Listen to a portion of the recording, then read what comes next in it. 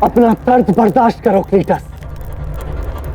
इस आग से तुम्हारे जख्म भरेंगे, मगर इससे मिले निशान तुम्हें हमेशा पोरस के हाथों मिली शिकस्त याद दिलाएंगे।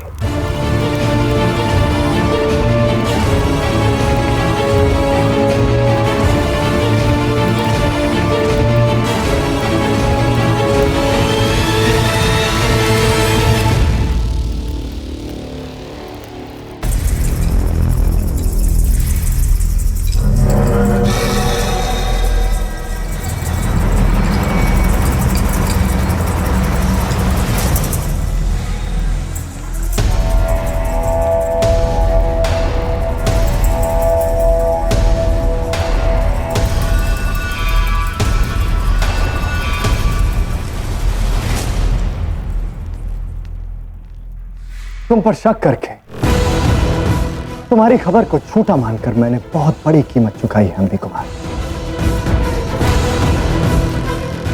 कुछ लोग जंग में शिकस्त खाकर पछताते हैं, पर मैं शिकस्त से सीख लेता हूं। तुमने अपनी वफादारी साबित की अम्बी कुमार।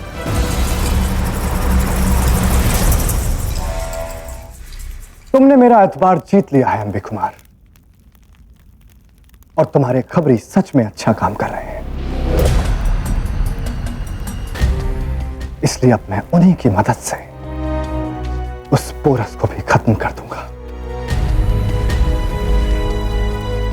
मैं आभारी हूं जो आपका विश्वास जीत सका।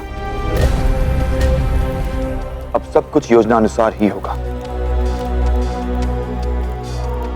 मगर सबसे पहले मैं यह जानना चाहता हूं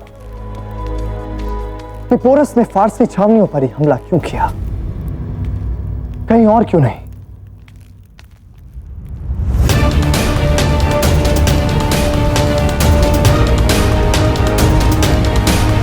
पारसीन? हाँ जी, पोरस पारसीन के साथ साथ उसके कुंबे को भी लेकर गया है।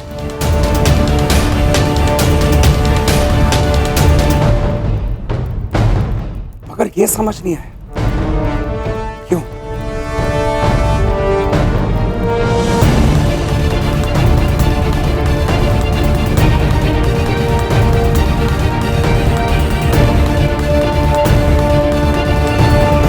आजाद करने के लिए बहुत बहुत शुक्रिया पोरस।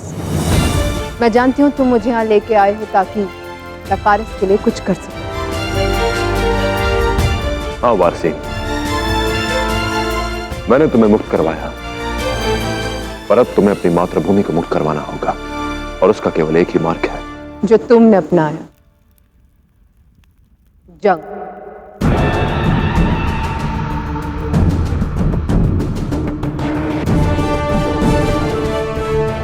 मेरे मुल्क को भी आजाद रहने का हक है पोरस, और अलेक्जेंडर की सल्तनत को बर्बाद करना बहुत जरूरी है।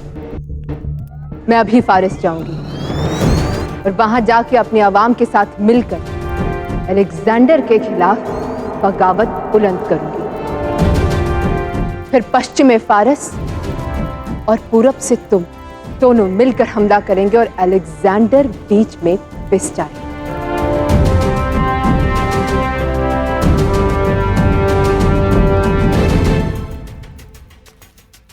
तर्क उचित है बारसीन, किंतु क्या फारस के लोग इस संग्राम का हिस्सा बनेंगे? क्या वो लोग पौरव राष्ट्र को, उस पुरु को सहयोग देंगे जिसने उनके शहर डराइस को यहां से खदेड़ा था? आवाम हिंदुस्तान का हो या फारस का, गुलाम बनकर कोई नहीं जीना चाहता शाह। अलेक्जेंडर ने वादा किया था कि फारस को बराबर का दर्जा देगा, लेकिन वो हाकिम सत्तर सेल्यूकस निकेटर फारस को आबाद नहीं बर्बाद कर रहा है। उसकी दरिंदगी और जुल्म का कोई मुकाबला नहीं।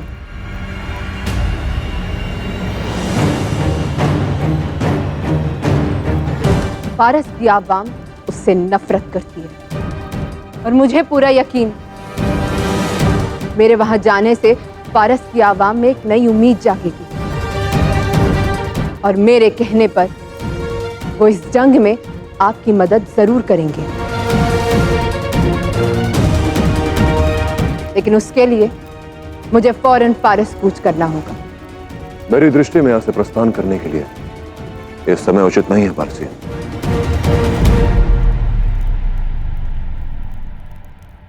अलेक्जेंडर बहुत चतुर है पारसी, और इस समय बहुत क्रोधित भी।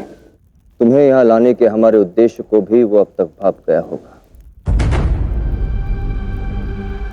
तुम्हें रोकने और प्रतिकार करने के लिए उसने अब तक तो फारस के सभी मार्ग रोक दिए होंगे। अब फारस जाने का केवल एक ही मार्ग है, हिंदुकुश पर्वत के घाट से। किंतु इस समय पर्वत पर हिमस्खलन हो रहा है और मार्ग बंद है। परंतु जलवायु बदलने को है। अब लगभग 15 दिनों के पश्चात पर्वत का हिम पिघलेगा और मार्ग फिर से खुल जाएगा। इसकी जानकारी ना ही अलेक्जेंडर को है और ना ही उसकी सेना वहां आक्रमण करने के लिए सज्ज है।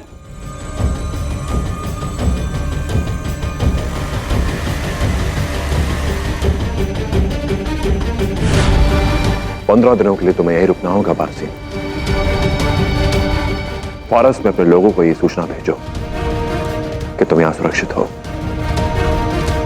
ताकि उनके मन में आशा जागे स्वतंत्र होने की। और याद रखना पारसी, जहां आशा होती है वहां विश्वास जन्म लेता है। उन्हें यह विश्वास होना चाहिए कि कोई तो है जो उस अलेक्जेंडर के विरुद्ध खड़ा है।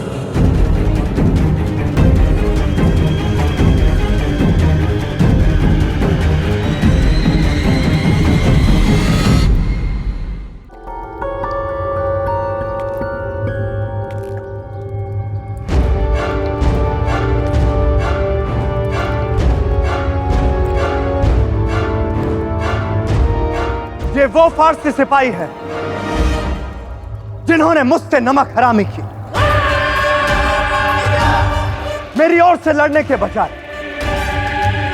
इन्होंने अपने हथियार नीचे करके पोरस को फारसी कुनबे को यहां से ले जाते हुए देखा। गौर से देखो इन्हें मेरे खिलाफ धोखे की सजा मिली है। पर अब तुम्हारा शाही कुनबा यहां मौजूद नहीं और अब तुम्हारे पास मेरे खिलाफ लड़ने की कोई वजह भी नहीं। इसलिए इस मुश्किल को हल करने की एक तरकीब है मेरे पास।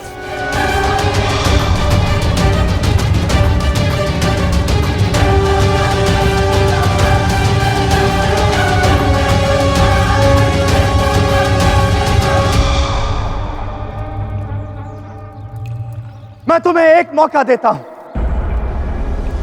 आखिरी मौका, अपनी शहजादी और अपनी मलिका के पास पौरव मुल्क जाने का। ये कॉल है मेरा कि जो आज यहां से चला गया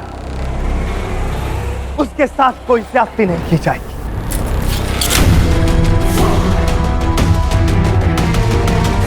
मगर यहां रुकने का फैसला करने के बाद अगर किसी ने भी मुझसे गद्दारी की, पौरवों के खिलाफ दिल से जंग नहीं की और दुश्मन को काटते हुए किसी के हाथ कांपे, तो उसका भी वही अश्र होगा जो इन सिपाहियों का हुआ। इसलिए जो भी तैयार है वो या तो मेरे साथ दिल और जोश से लड़ो या पावर ऑफ मुल्क लौट जाओ।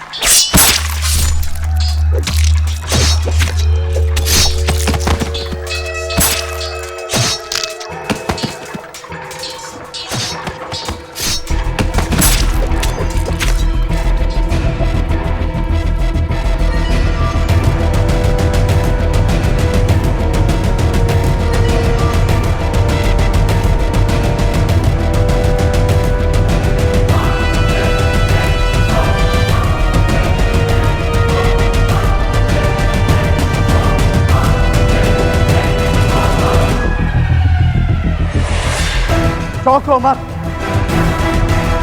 ये अगर पावर मुल्क के साथ मेरे खिलाफ लड़ते तो भी मारे जाते। मैंने इन्हें पहले आजाद कर दिया और अगर अब भी किसी के भी दिल में बगावत के अरमान तो उसे अपनी सहन की कब्र में दफन कर डालो, क्योंकि अब तुम लोग जियोगे भी अलेक्जेंडर के साथ और मरोगे तो भी अलेक्जेंडर के साथ।